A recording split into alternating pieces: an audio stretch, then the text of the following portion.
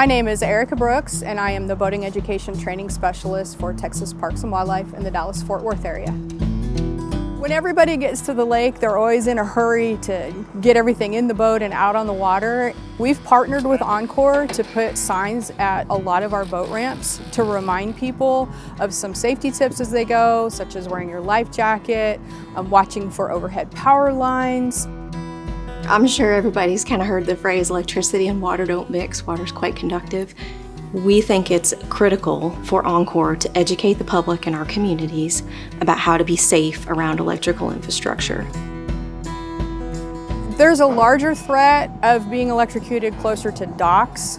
And then, of course, you want to make sure that you're familiar with the area and remember that as the water comes up, there's going to be different hazards. You may be closer to the power lines than think that you've been able to go under them before. So just make sure that you're paying attention and you're watching, have a good lookout.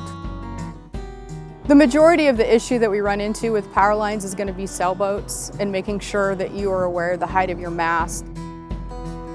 One big tip is to make sure that you just refresh yourself with the laws of Texas before you go out on the water. It helps you have a safer day out on the water for you and your passengers.